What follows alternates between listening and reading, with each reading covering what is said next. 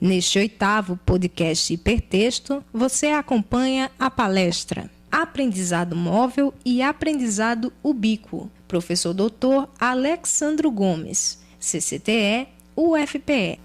Me coloquei como desafio, essas oportunidades assim que a gente está entre amigos, a gente coloca como desafio falar um pouco uma coisa que você fala pouco. Então eu coloquei esse tema aqui para desenvolver. A gente tem feito alguma coisa nos últimos anos. E eu vou, antes de falar sobre o aprendizado móvel e o aprendizado ubíquo, contextualizar um pouco a evolução da TI na escola.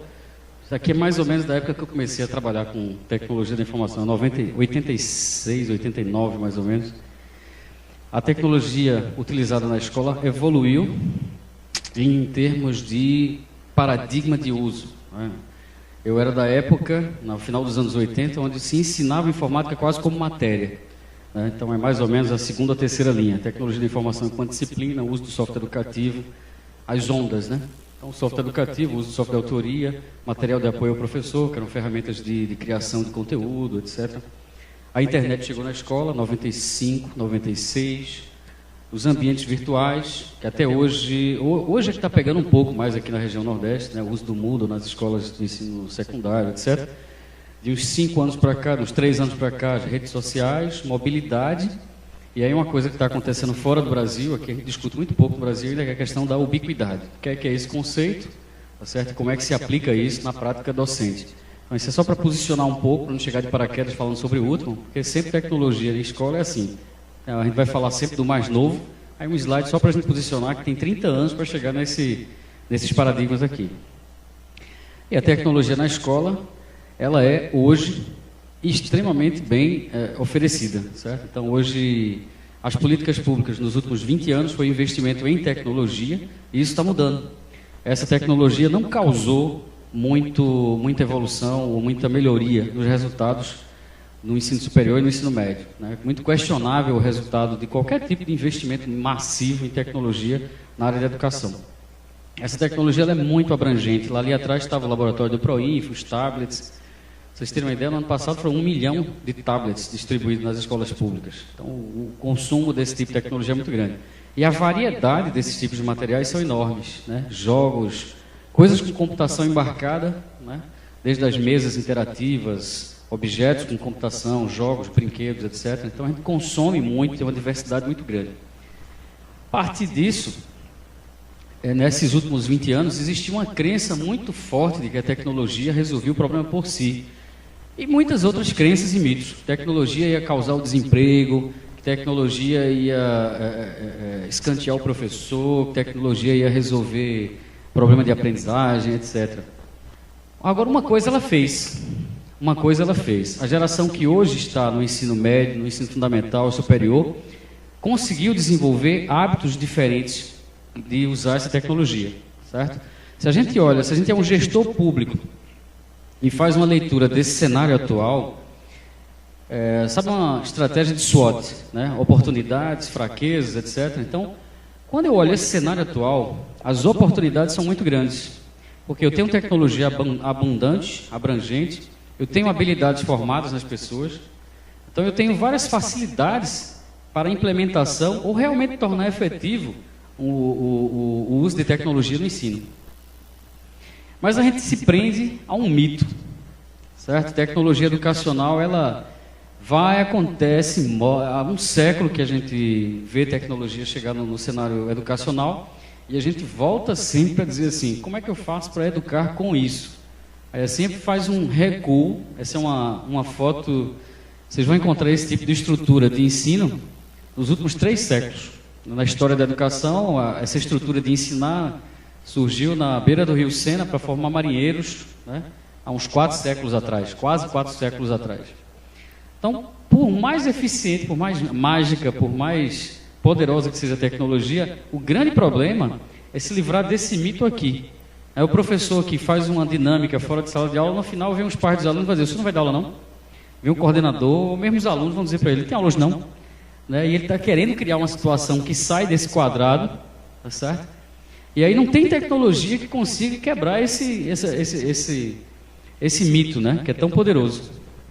Eu faço uma brincadeira. Aí essa garotada que usa 5 equipamentos ao mesmo tempo, né? Então tá vendo televisão, fazendo tarefa, conversando com os amiguinhos, mandando SMS, e o pai pergunta assim, ele responde, tá certo? Ele está atento, tá etc. Será que eu só consigo fazer educação naquele ambiente?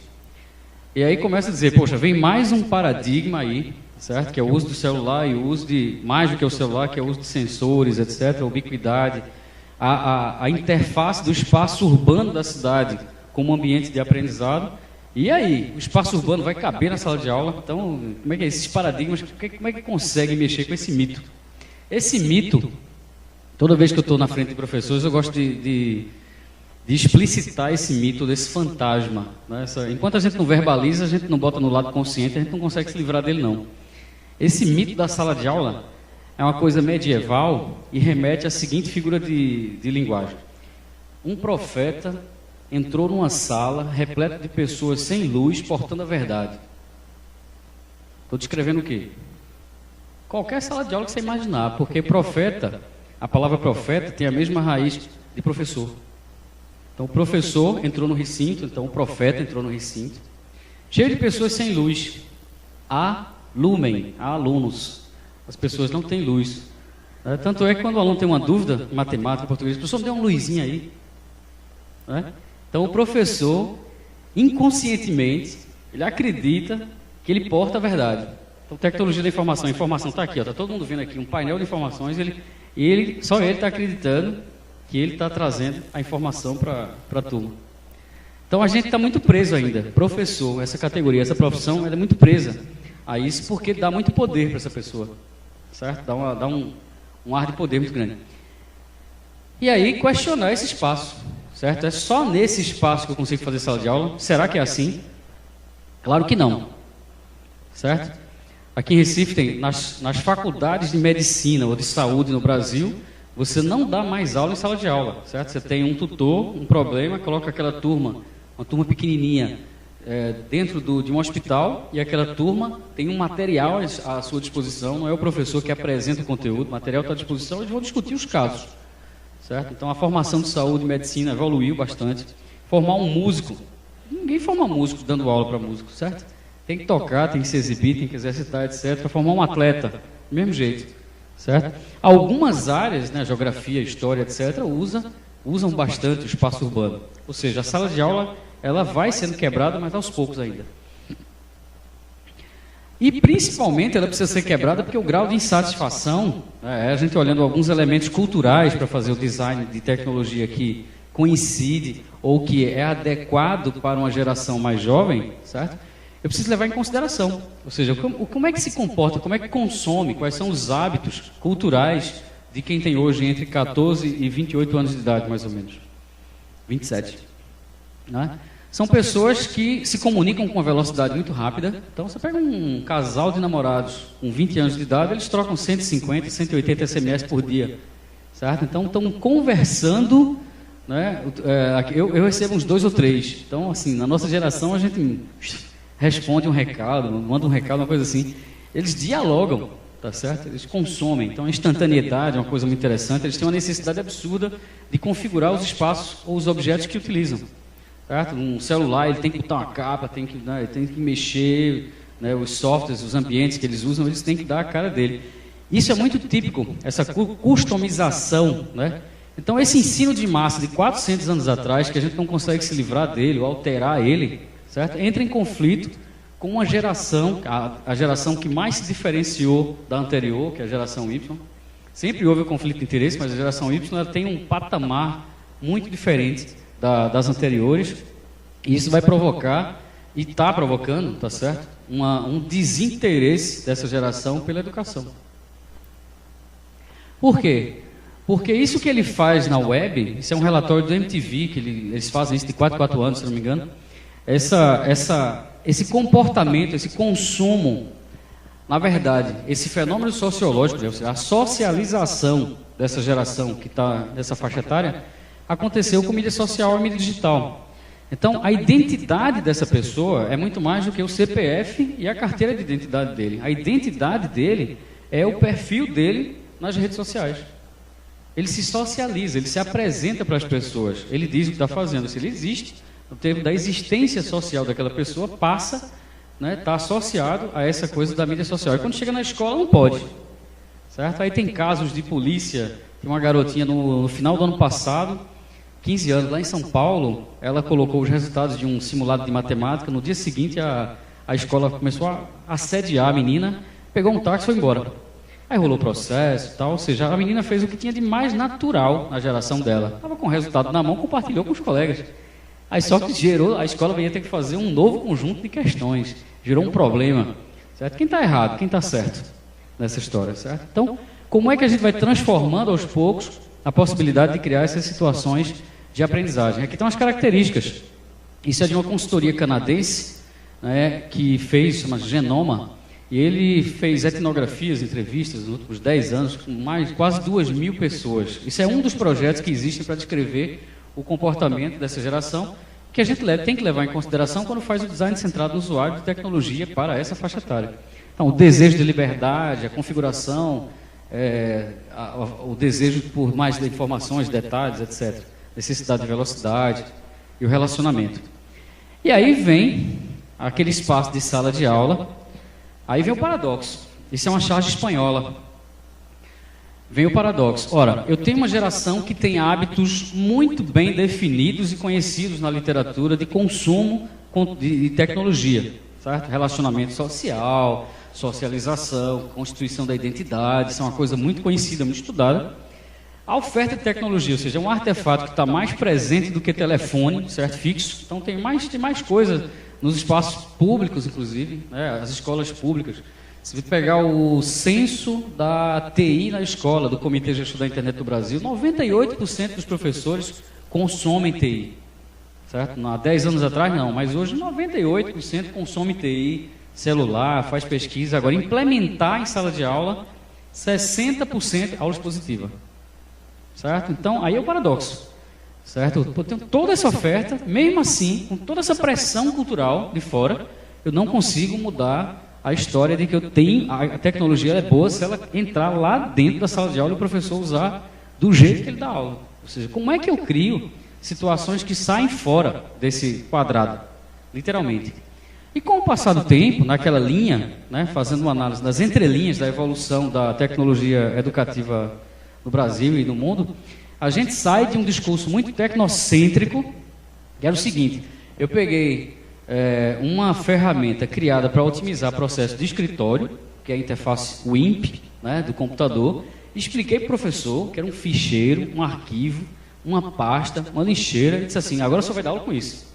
Isso não tem nada a ver. Então, como é que eu encaixo uma tecnologia que não foi projetada para dar aula, foi projetada para um escritório, e eu digo que aquilo ali vai ser bom e vai melhorar o processo de ensino, certo? Cheira muito mais a lobby para vender sistema operacional para a rede de ensino do que outra coisa, certo? Então, cadê a tecnologia? Ou seja, como é que eu consigo projetar uma tecnologia que efetivamente abra um leque de possibilidades para criar situações didáticas interessantes e que saiam desse espaço, dessa relação espaço-temporal? Então, a gente vai para uma corrente, né? A gente está indo agora para uma corrente mais antropocêntrica, ou seja, como é que é o ritual do ensino nas sociedades? Como é que as pessoas se comunicam? Como é que as pessoas se agrupam? Como é que elas resolvem problemas coletivamente? O indício disso é a declaração recente pela Unesco das competências mais importantes do milênio. Então, os chefes de Estado se reúnem regularmente para definir aquelas metas do milênio, as 8 metas do desenvolvimento humano. Existem as metas e as competências de educação, que são elas, são pouquíssimas. E não tem nada a ver com aprender matemática, ou aprender, em específico, a linguagem. Mais importante do que isso é aprender a resolver problemas, trabalhar em equipe, aprender ao longo da vida toda e regular o seu aprendizado. Regular o seu aprendizado não vou falar, porque eu sabia que o Flávio ia falar sobre isso. Exatamente a competência que o Flávio apresentou. Então, a tecnologia da informação, por sua abundância, certo? Ela é capaz de permitir sair dessa... Aqui é aquela nossa sala de aula. Eu tenho um material, um encontro presencial, e o desafio para os sistemas educacionais e para o design de tecnologia educacional é como é que eu crio e coloco na mão do professor uma tecnologia que ele seja capaz de criar situações que saem desse espaço de sala de aula. Quando eu faço isso, e aí eu tenho não só o espaço de sala de aula, como o contexto, né, entre aspas, porque eu não sei definir contexto de um jeito muito teórico, estou na frente de uma teórica de contexto, um contexto social, certo? O ambiente no qual, histórico, tá certo? Eu utilizo isso para ensinar e eu vou criando espaços, disponibilizando espaços, que nos últimos 10 anos evoluiu para isso aqui. Os ambientes de ensino, que a gente vai lá para aquela 5ª ou 6ª linha na evolução da informática educativa no Brasil. Os ambientes pessoais de ensino, ou seja, eu quero um monitoramento mais pessoal, vou guardar as minhas informações, minhas metas, meus objetivos, que é o caso da aplicação de Flávia. Eu tenho um ambiente onde eu organizo, eu gerencio o meu processo de aprendizagem. E aí vem os espaços de aprendizado móvel, certo? Ou seja, nos últimos anos, a gente está tentando legitimar esses ambientes como espaços regulares ou socialmente aceitos e legitimados da realização, da formação ou da aculturação da nova geração que a gente faz no sistema público. Isso aqui tentou passar a nível de legislação no ano passado, mas gentilmente o nosso ex-ministro Haddad, 2 dias antes de sair candidato vitorioso do Estado de São Paulo, retirou do texto que tinha mandado para o Conselho Superior de Educação a frase que dizia, no ensino médio, nós podemos usar até 20% da carga horária como na modalidade à distância.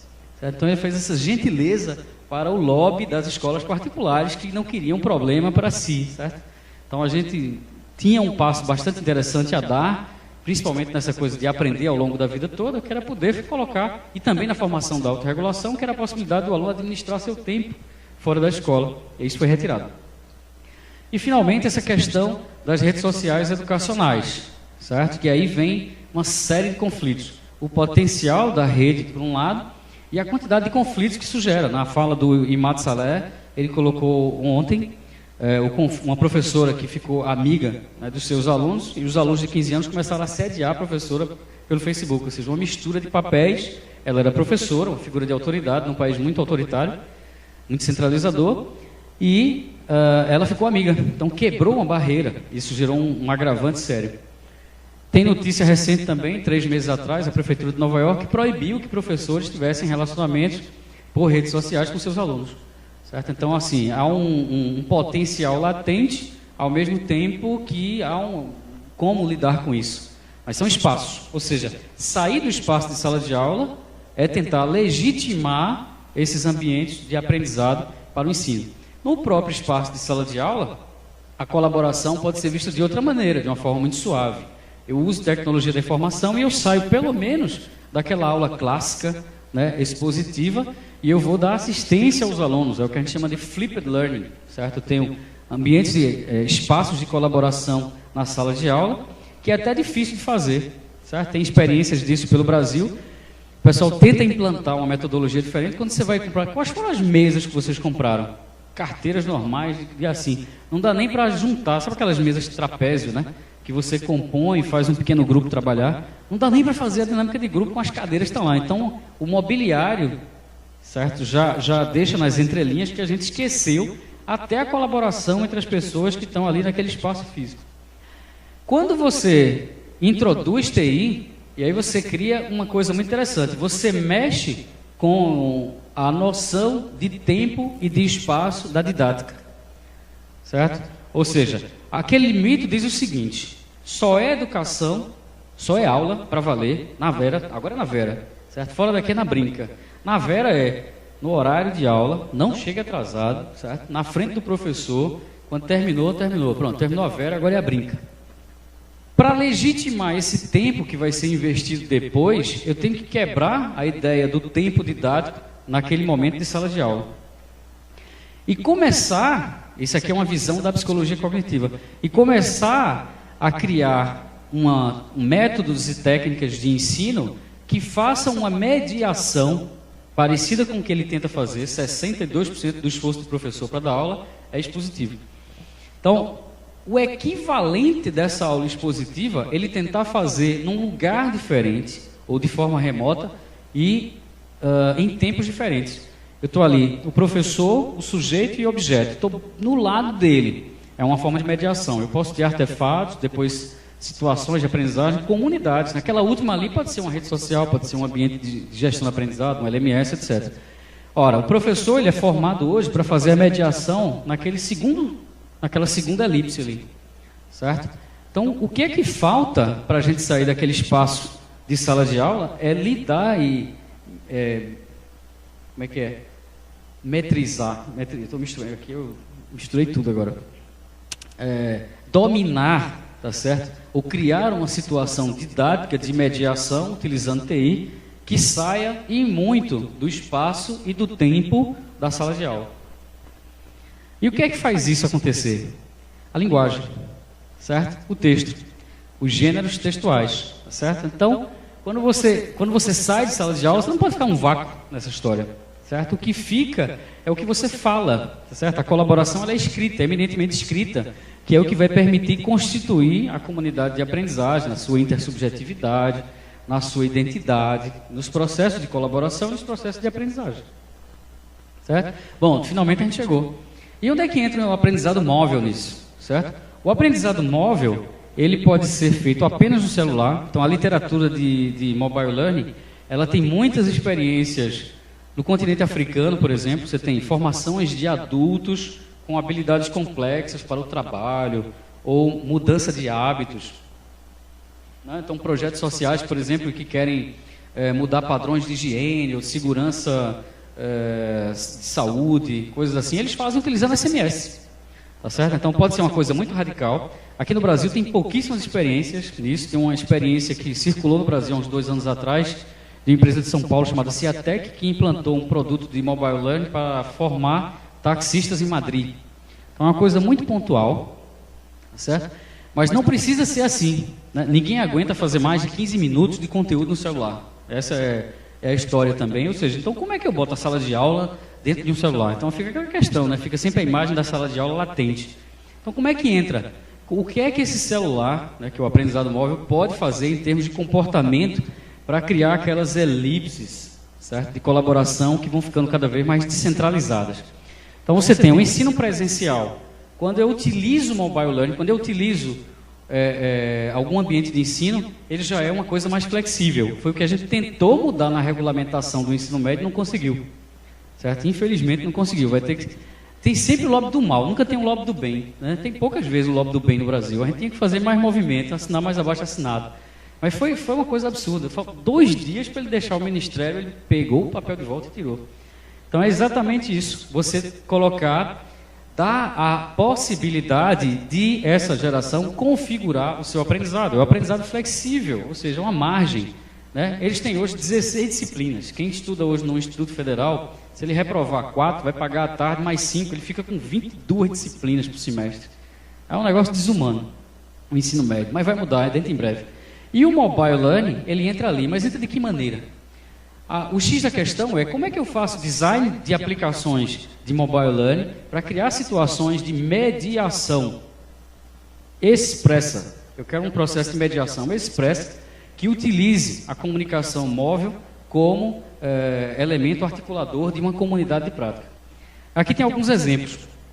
Isso aqui é uma parte da aplicação, isso é um software livre, que é um produto do Centro de Informática, é um software livre distribuído pelo Ministério do Planejamento, e uma parte dele é a parte de colaboração e visualização de objetos de aprendizagem no celular. Ou seja, uma das primeiras formas de fazer a mediação à distância é tentar discutir um conteúdo, é ver um conteúdo, né? Dar mobilidade. Eu vou ver o conteúdo, vou expor as pessoas a um conteúdo e vou discutir um conteúdo fora daquele espaço de sala de aula, da forma mais acessível possível. Como a população brasileira escolheu o celular como plataforma, há uns 5 anos atrás essa estatística começou a aparecer, hoje tem mais celular do que gente no Brasil. Então, uma das primeiras formas que a gente participou da criação, isso aqui está disponível. Quem baixa o Amadeus no site do Ministério do Planejamento, que é softwarepublico.gov.br, tem acesso a esse tipo de aplicação. Né? Você pode instalar e ver, colaborar e ver conteúdo pelo celular. Uma outra forma é, assim como esse casal de namorados de 20 anos, eles trocam 100 e tantos SMS por dia, como é que eu posso me servir desse dispositivo para fazer com que 30 pessoas se percebam, tá certo? Ao longo do tempo? É um canal de comunicação. Aqui a gente está utilizando, aqui é uma aplicação Android, né, que está na reta final para começar a distribuição de uma rede social chamada Redu, da rede social Redu. O que é que mostra aqui?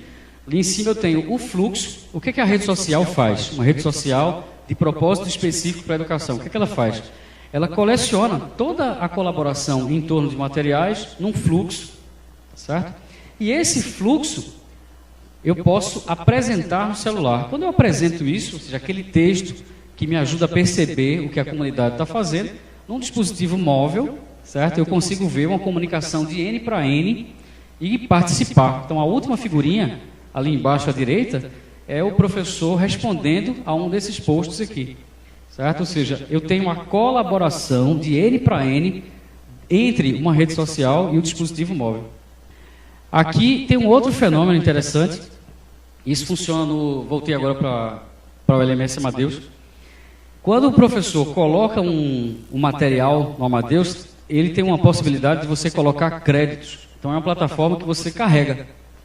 Tem um login assim, tem alguns fornecedores de SMS no Brasil, você vai lá e carrega. Então vou botar R$50 de crédito.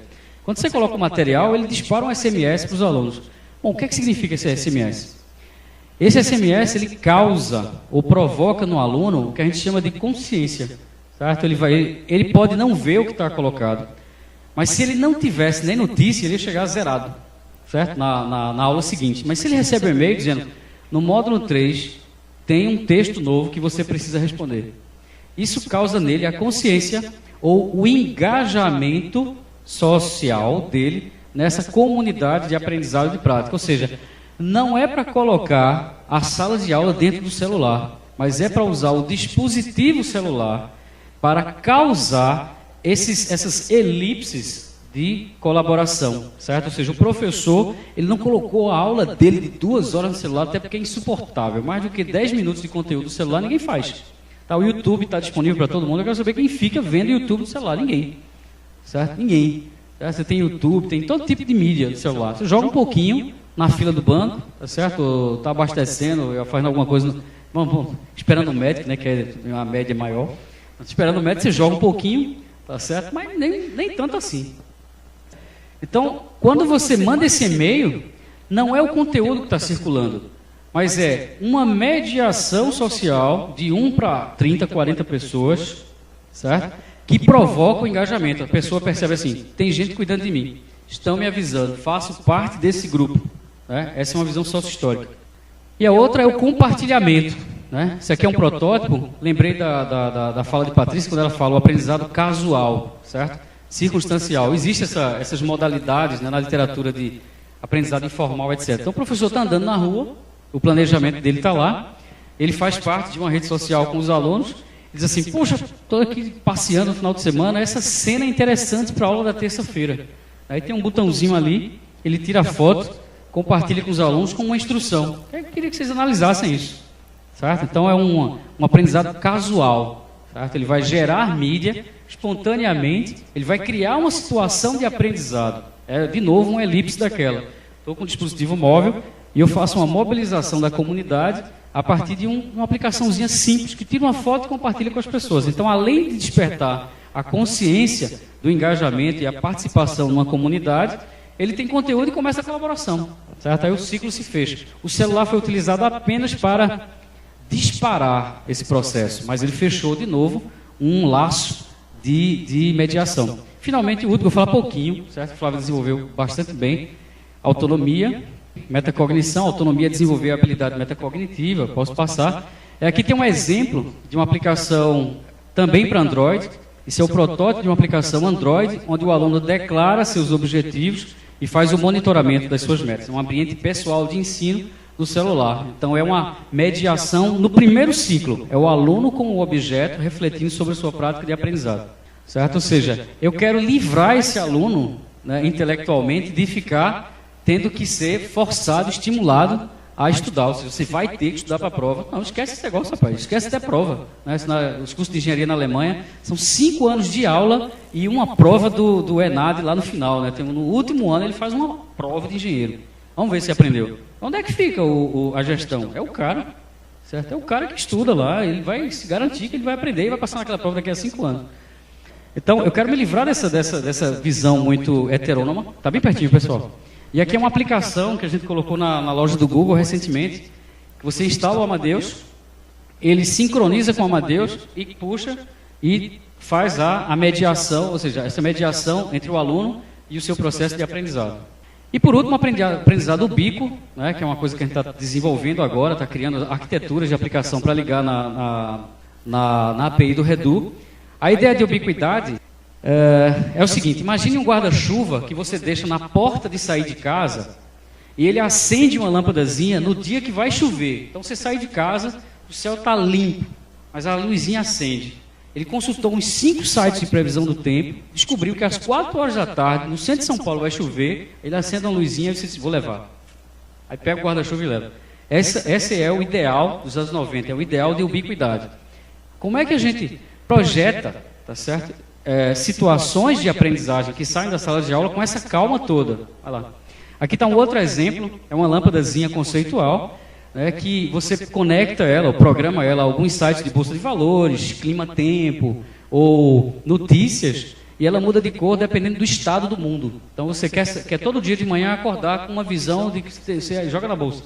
Você tem financiamento, investimento na bolsa. Ela está verde, está beleza. Está roxa, diz, opa, é dia de vender. Então, ou é dia de comprar, certo? Ou seja, você não precisa entrar num aplicativo nenhum. Na tua visão periférica, aquela cor muda e você vai ter uma sinalização do que fazer.